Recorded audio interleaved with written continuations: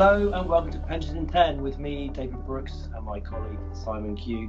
This week, we take a look at the Work and Pensions Committee's work into pension adequacy. We also then look into state pension rumours, and then we finally look at a GAD report into private market investing. David, my dear chap, one topic that we've covered before, which is also kind of at the forefront of people's minds at the moment, is pensioner poverty. What story have you seen this week?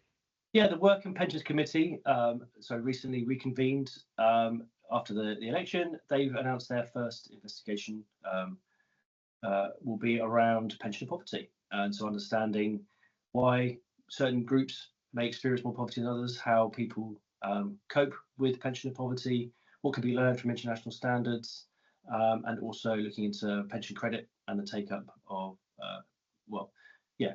applying for and taking up pensions credit, which is obviously very important for people who also need a winter fuel payment as well.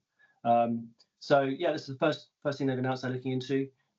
They've also had a couple of bits of correspondence. They had a letter from Liz Kendall a few weeks ago now, I think, but then there was an in-person evidence session with Liz Kendall, the Minister for DWP, talking around the Work and Pensions Committee's report from May last year, maybe. I think the election then got in the way of responding to that, but that picked up lots of areas around things like WPC, and so Liz was saying that they're still considering what to do about that, and also indexation of pre-97 benefits, which historically don't increase in payment from PPF and the FAS.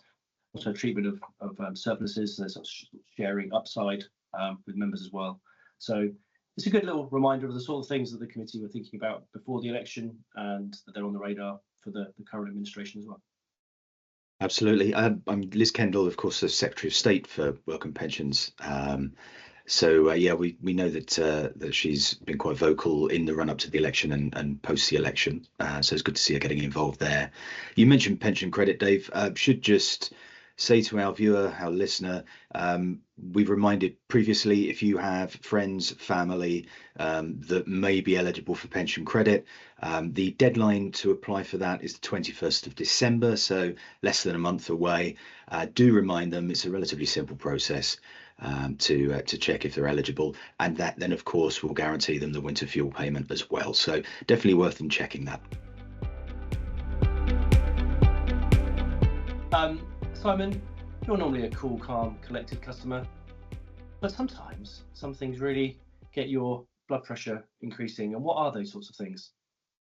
Well, those sorts of things are people talking nonsense, hyperbole, setting hairs running, doing that ridiculous catastrophizing where they're taking a kernel of something and then making it into absolute gibberish. The latest I've seen of this, and it's being reported in lots of different places, but the original article was in the Express, and it's Dennis Reed, the director of pensioner charity Silver Voices.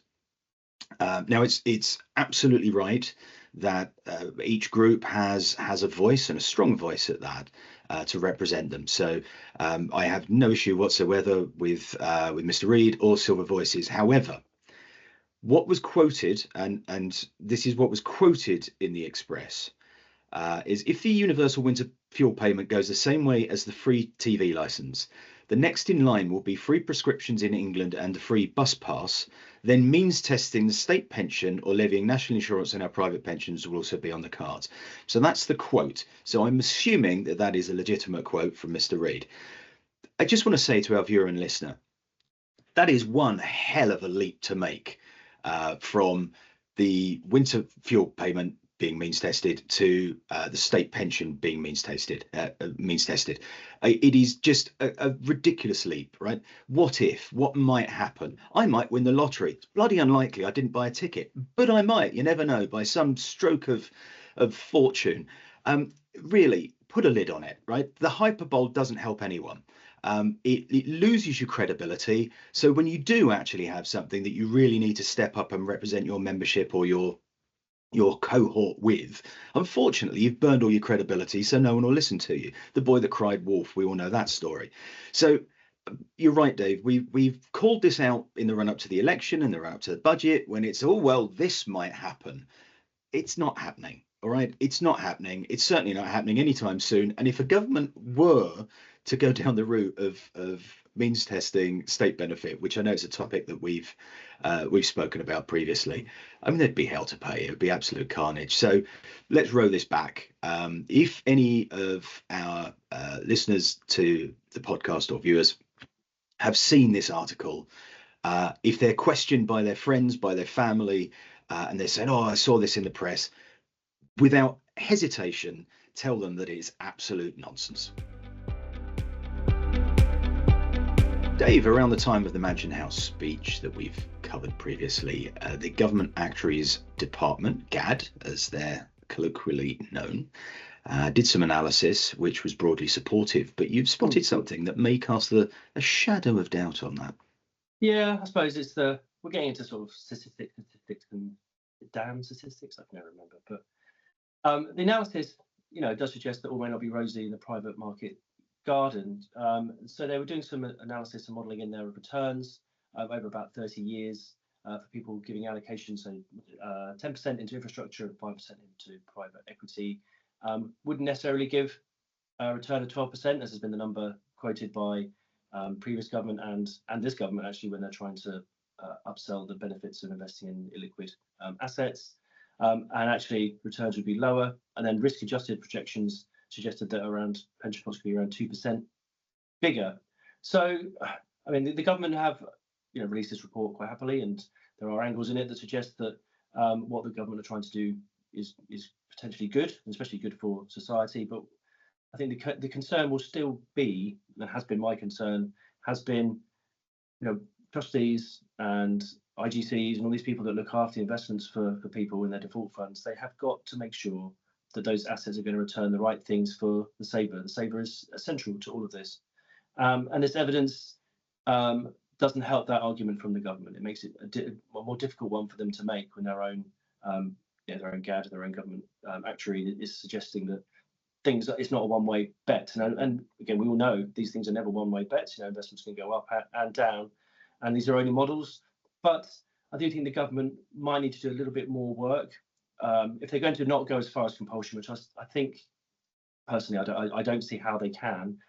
They'll need to do more to make the case. So again, when we've talked about this before, they need to make the case that investing in these things are going to be good for members, will be good for us all, for the economy and society. And I think they're two good arguments. But you need to find these products that are good to invest in, because at the same time we're getting headlines that are either investing in some incinerators and having to wind these businesses up and losing 300 million pounds in doing so. And that's in the multi-trillions of pension assets. Things go up and down, and we're not going to go on that too much. But again, it's part of the noise around these infrastructure and private market investments are that sometimes things go wrong. These are riskier investments than investing in the broader economy. Like if you invest in the stock market and broader bonds and things like that, you're investing in a diversified range of things, and highlighting and pushing onto one particular asset class doesn't have inherent risks. So I think we just need to make sure that is recognised.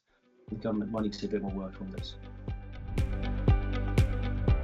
Well, dear viewer and listener, thank you for joining us for another week of Pensions in 10. My goodness, it'll be Christmas soon, won't it? But until such time, we'll be back next week. We hope you will join us. Please do continue to do everything that you do, like this on LinkedIn, listen on your podcast providers, and you can even subscribe. And we appear in your inbox every week. What a way to start the week. But thanks again for joining us, and we'll see you next week. Take care.